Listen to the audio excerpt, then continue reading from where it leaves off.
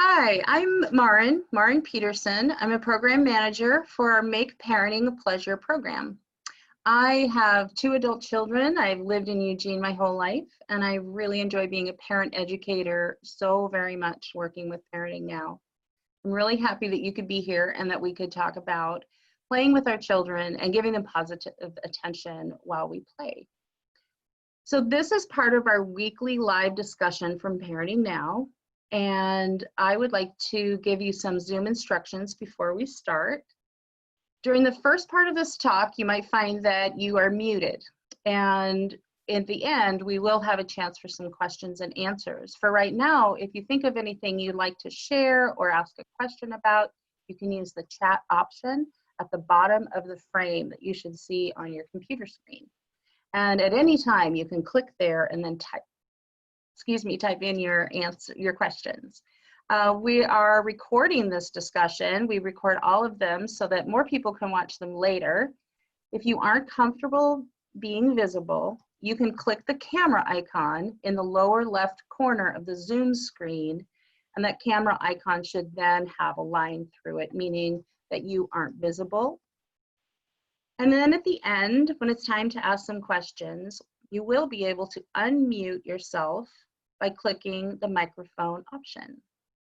We'll keep an eye on it as we go through, and we'll give more directions to help. I get to talk today with Meredith, who is also a parent educator. Meredith, could you tell us about yourself? Yeah, my name is Meredith Tufts, and I'm a parenting educator with Parenting Now. I facilitate infants, 1s, 2s, and 3s groups. And I also provide some one-to-one phone support for families and help with baby connection, which right now we're running as virtual baby connection during this time of lots of Zooming. And I have a 3-year-old son, so almost 4 now. That's great. Thank you very much. I'm really glad you're here. Meredith is going to help with our conversation. So we want to talk about some very real things that make a difference to the well-being of our children. And one of the most important of these is, of course, our relationship with them. And the way we play is one of the most powerful ways that we strengthen our relationship, and it can actually shield them from the stressors in their lives. Having that relationship is such a protective factor for kids. So we're sharing an activity that's the very first activity in our Make Parenting a Pleasure program. It's one that parents really enjoy and they see positive change with their children when they use it. It's called Positive Attention Through Play. We have 2 brain and connecting building strategies we can use and practice during play, and we're going to go over those today. One is follow the leader, and the other one's called talk it up. So think about some of the ways that you and your child have fun together. If you really don't get to play very often, think about maybe what are the barriers, maybe why this doesn't happen as much as you would like. Parents often say that they just have too much to do to play with their kids. They feel exhausted, or they don't have enough support to be able to take time out for this. They feel sad about it, but it just doesn't seem to fit in. Some parents feel they didn't have a very good role model growing up, and they don't really feel comfortable playing with their kids. And that's okay, it's normal. What we know is that part of becoming better parents is by addressing some of the challenges we experience, so we can find ways to parent that are really meaningful and satisfying to us. We encourage parents to seek solutions to those barriers so they can make this positive attention a priority. So I invite you to think about some of those barriers and spend some time after this imagining ways that you might be able to overcome the barriers so you can find this very, very important time to play. Another thing that helps us is by learning about child development. We can then appreciate why it's so important to our child's development that they spend time playing, that they really have significant amount of time for unstructured, imaginary play, creative play, using their motor skills. We find that when we understand it more, we want to support our children doing the playing, and because their brains are so rapidly developing, this is a critical time. So I want to share this from the American Association of Pediatrics. It's about the benefits of play. Play allows children to use their creativity while developing their imagination, their dexterity, and physical, cognitive, and emotional strengths. Play is important to a healthy brain. It's important to healthy brain development because through play, children at a very early age are engaging and interacting in the world around them. Play allows children to create and explore a world they can master. They are conquering their fears while practicing adult roles. Undirected play allows children to learn how to work in groups, to share, to negotiate, to resolve conflicts, and to learn self-advocacy skills. When play is allowed to be child-driven, children practice decision-making skills. They move at their own pace, discover their own areas of interest, and ultimately they engage fully in the passions they wish to pursue. So again, that was from the American Association of Pediatrics. It's something that we all want to focus on with our children, but sometimes we don't know how to do it with them. Meredith, could you talk a little bit about how healthy development for very young children is found by the way we play with them? Yeah, all of those wonderful benefits that you mentioned in the AAP quote, all of those are true even for very tiny children. Even when they're very young, play is how they're working through different concepts, how they're building skills, whether that's fine motor or gross motor skills, their physical abilities, or it's, concepts like early math. There's a big connection between figuring out, as they're playing with different quantities and building things up and knocking them down. We don't think of that as early addition or subtraction work, but that's really what it is, in terms of their neural development, in terms of their brain growth. And so there's just a whole multitude of things that we want our children to learn, right? And they do that through play, just naturally in the way that they're engaging. Play is also such an important part of how they process the world around them. I have a friend whose young son had to get a COVID test recently, which was not fun because it involves, or one of the ways they do it can be a pretty painful nose swab, which on a 3-year-old is, it's not fun on anyone, but especially on a little one. And he spent the afternoon with a Q-tip doing, tests on his dolls and his stuffed animals, kind of poking it around in their nose. And for him, that was an important part of processing the experience and being able to feel safe with something that happened to him that was scary and painful and confusing. Children do so much of working things out through play. And so it's definitely something that we want to encourage. It's great for problem solving. You mentioned, trying on different roles. They're able to see what it's like to be, passive or aggressive, what it's like to be, the teacher or the mother or the child, the baby. They get to try on all those different hats and just experience what it's like to be in those different roles, which is such a part of empathy. And so it just plays amazing.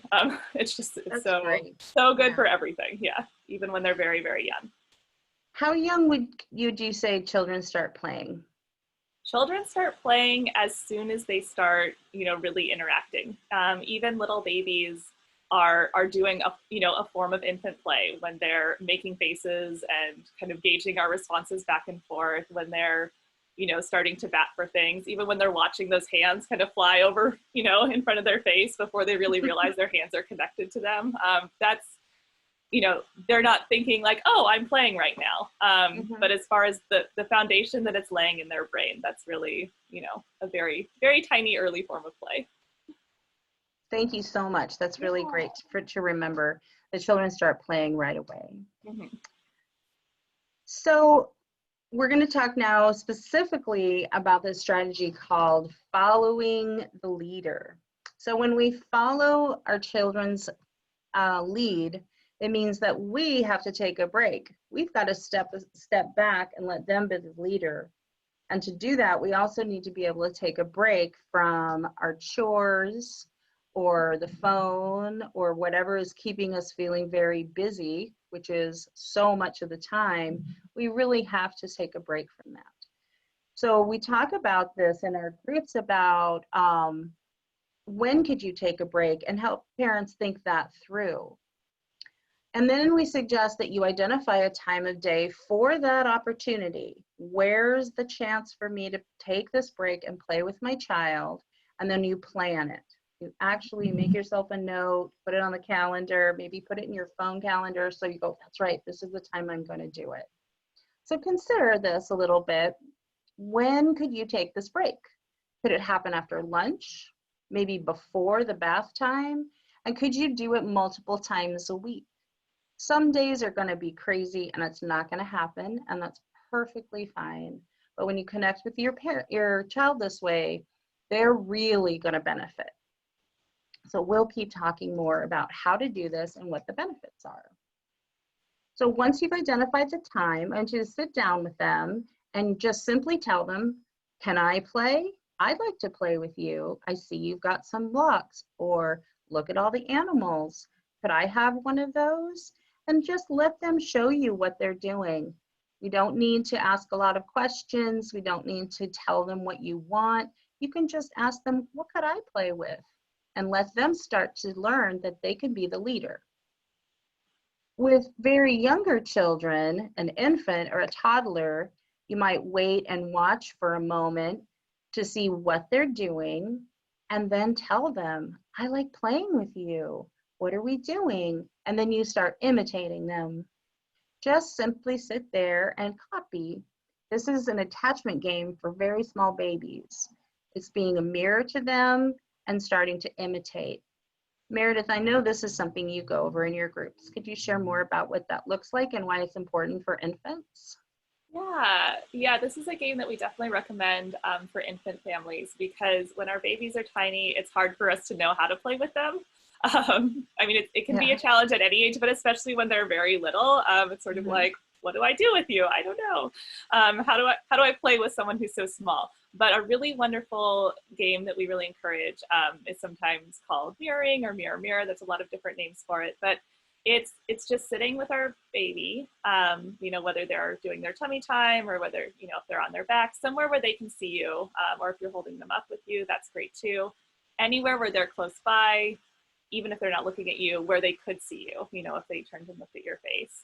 And whatever they're doing, you do what they do. So if they move their arm, you move your arm. If they make a gurgly sound, you make a gurgly sound. If they look up at the ceiling fan, you look at the ceiling fan. And it takes, depending on the age of the baby, it can take a few times of doing this before they notice you and see what you're doing.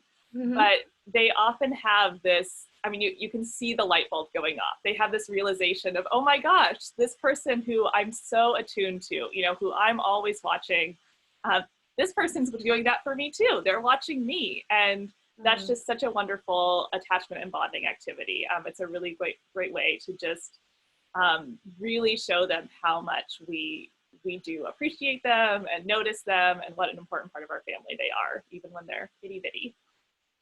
That's such a sweet activity. Thank you for sharing more about it.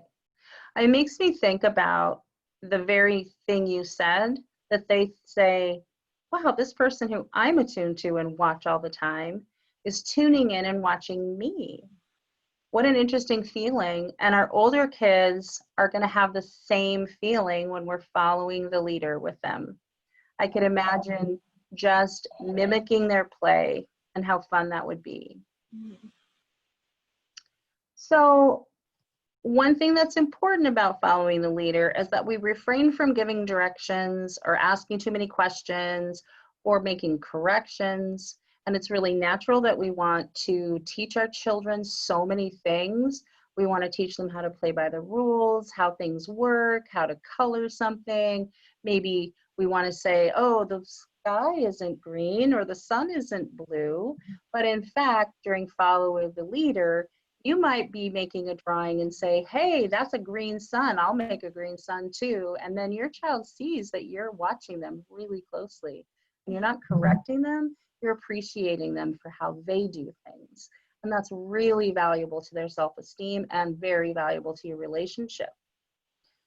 So the developmental piece that is so important is that they are having time to play, just an open time, no structure, But in this activity, you're doing it with them because it's relationship building. Relationship building is dependent on them knowing that we want to go along with their ideas too sometimes. We ask a lot of our kids, this is a chance for them to ask for you to do what they're doing, and it's really special. So when you join your child, just remember, don't take over. We give them this important message. You are important to me, and you have good ideas. I enjoy playing in your world. So as far as that over-directing part, when it happens, a lot of times we don't even notice we're doing it. All of a sudden, we're kind of, oh no, put that over here, because we get excited and we want to see that tower get built bigger, or we want to see that train track go in a circle, or we want somehow for the baby to be dressed in purple instead of pink, and we get sometimes almost too involved in the play, and then we start leading and we start becoming over directing. So, and I was going to ask Meredith if you could talk a little bit about how that feels to you with your son, if you ever find yourself over directing, and how do you catch yourself, and how do you change it up in the moment?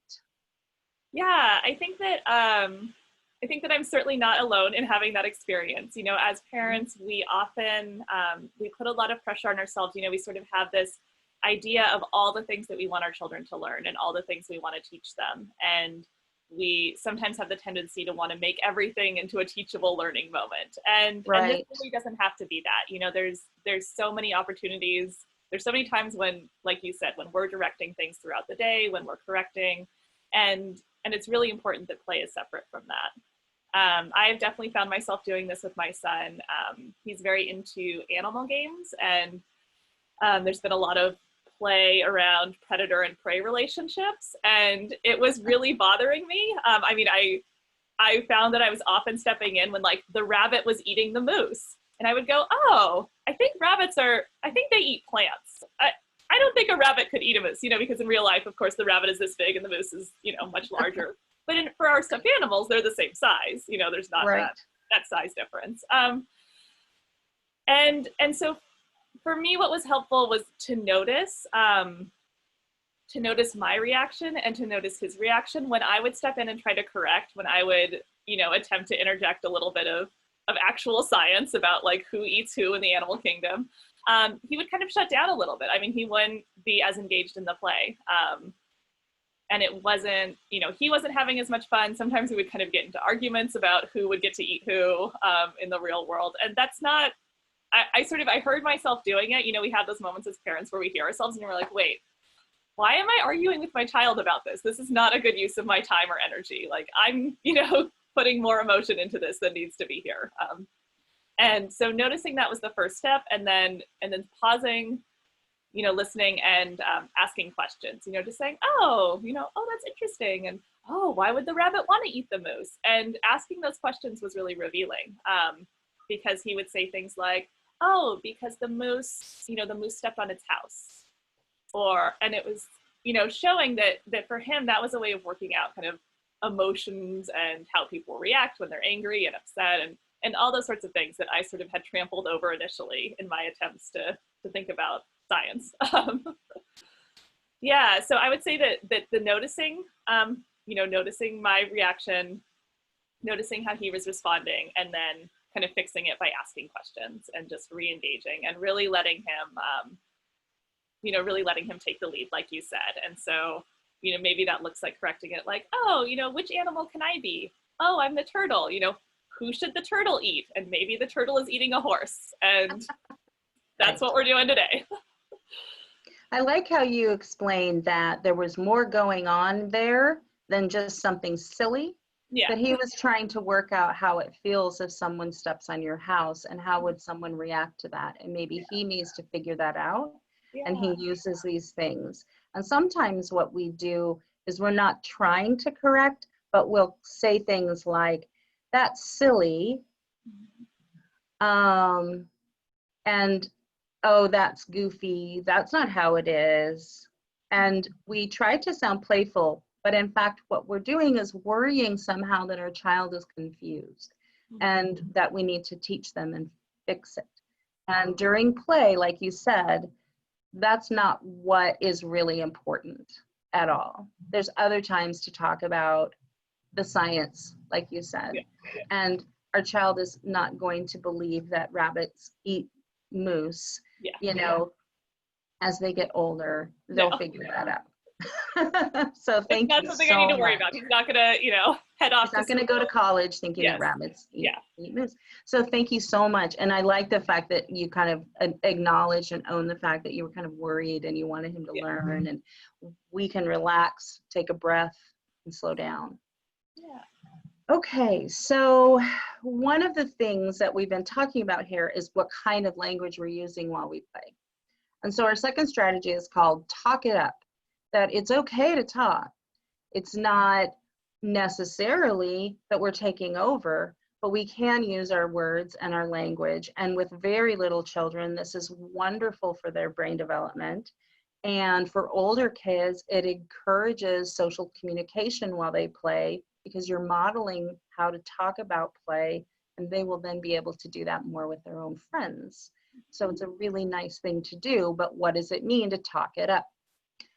Talk it up is basically just commenting on what's happening.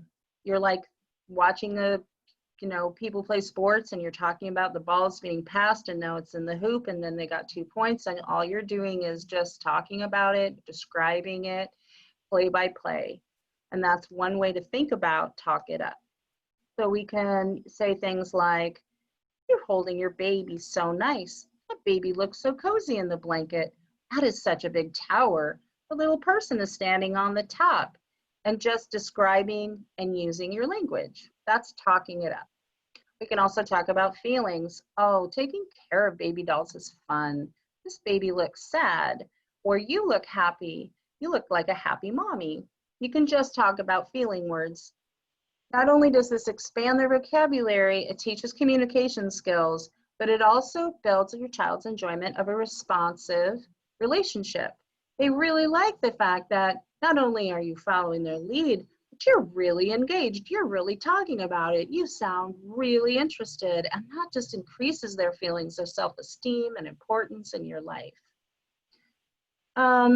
We are also teaching them how to get along with each other. Sometimes that language might be, "Oh, I was playing with that. Now I don't have it to play with." And you can say, "Is that something I could play with now? Can I have a turn, please?" And you can ask those kinds of requests or those kinds of comments. That's not directing the play, it's showing good social skills, and you can definitely use that in talking it up also. As children increase their ability to get along with us during playtime, you just might find that they increase their ability to get along with you in other times, because you've actually practiced really cooperative, really friendly, really positive interacting. And this is the kind of responsive and reflective relationship that we really want with our children. So talking it up is a big deal. I think that we might want to take a break now from all of my talking and find out if there's anyone who is listening and participating with us today who has a question. And if you'd like to unmute yourself, then you can say hi, you could say your name, or if you don't want to, just say, "Hi, I have a question," or "I have a comment," and then share with us what that is. Is there, I think I see Pam, and I'm so glad that she's here with us. If anyone wants to put a chat, this would be the time. If you are watching this as a recorded video, just know that this would be the chance for you to have some undivided attention, where you get to ask the questions that you have. So I hope you'll join us in the next time and can participate with us this way. So a little bit more. Oh, let's see. Is there anyone at the chat? I don't think so. So there's a little bit more. I just mentioned undivided attention. And a lot of times parents will ask, well, I'm just so busy.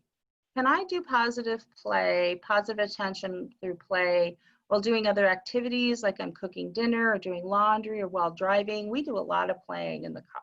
Is this the same thing? Well, and of course we do play with our kids throughout our routines, and I'm so glad if that's something you're finding a chance to do and making those routines fun. But this is really very different. So positive attention through play really does require undivided attention. So I've got a few more minutes and I want to share this quote. This is information from the Michigan State University. And they say, building a strong relationship relies on a key element, giving your child your undivided attention. Be with your child so that you can see each other's faces. Newborns especially and small infants need to be very close to you. Newborns even need to be 8 to 12 inches from your face. It's quite close.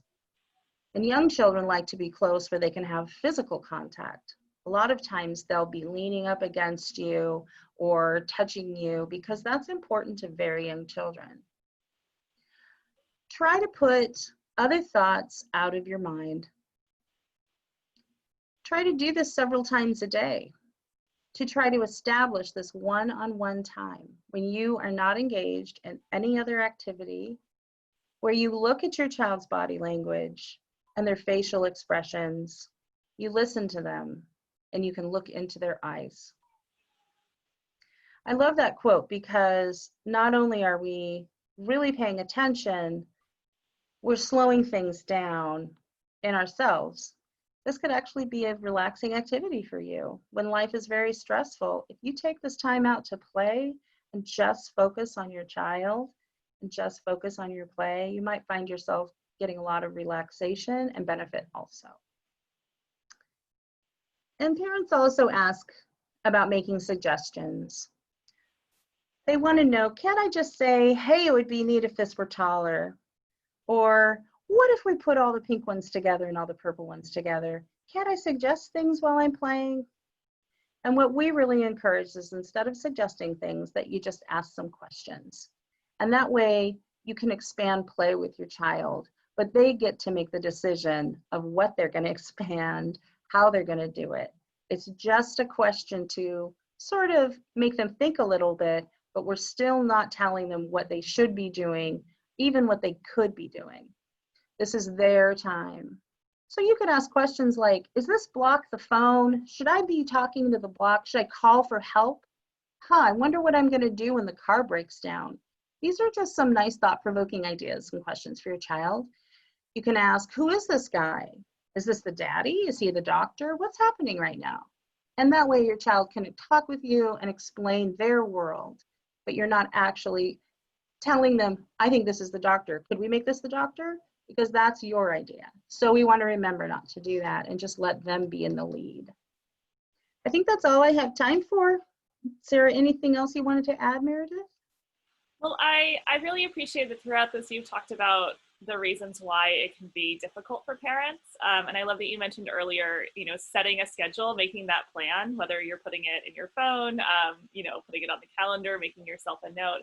I think that that's so important. And one of the things that can be tough about it, especially when parents are really, really busy, is that it can feel, because it's so open-ended, it can feel sort of unending. And so sometimes I know that parents find a lot of benefit in kind of blocking out a certain chunk of time and knowing, okay, this is just what I'm going to do for the next 5 minutes, 10 minutes, 15 minutes, whatever it is, knowing that there's that end in sight when you can get back to the dishes and the laundry and the emails that are, whatever the other things are that are on your mind, knowing that there's a time later for those can help you just be more engaged in the play, because, it's not like, oh, there's this thing I have to remember. It's okay. You can remember that later. For just the next little chunk of time, you get to really be there with your children. And then the last thing that I wanted to mention was sort of along the lines of what we talked about earlier, feeling like we need to kind of be teaching our children all the time. And parents sometimes also put a lot of pressure on themselves to feel like they need to be entertaining their children all the time. And Yeah. so that can also get in the way of them taking the lead on play, because we feel like we have to be making it really exciting and putting on this big song and dance, and oh, they need to be really having a lot of fun right in this moment. But what research shows us is that children focus, their creativity, that all those things really, their ability to, to pay attention and to really get deep into something really flourish when there's that self-directed kind of almost downtime, where we're not saying, hey, let's do this really fun thing, and now we're going to build a tower, and now we're going to be a boat, and now we're going to do this and that. When we just let them have the space to come up with their own ideas, it's great for their development, as well as that relationship that we've talked about. So there's so many great reasons to let your children take the lead, and to just, be along for the ride and have fun with them. And don't be afraid to be silly. It can be really, really silly. Even if the rabbit is eating the moose, even if the boat is flying to the moon, it can be That's right. super sweet and ridiculous. And just, know that that's okay. Yeah, that can be important for Thanks parents. so much for bringing that really nice thought about it doesn't have to be sparkly and shiny and full of energy, that this can be a really quiet, relaxing, enjoyable time together that you start looking forward to. And when you block it out like that, and you know what's going to happen, and they know what's going to happen, it can be a really special time together. So we really encourage follow their lead and talk it up. Thank you so much for listening. We hope you can come back on the next Monday. If you haven't seen our videos, you can please check those out. We have links on the Parenting Now website, and you can look at that for all kinds of information about our other virtual parenting support. Bye. Oh, Thanks, Meredith.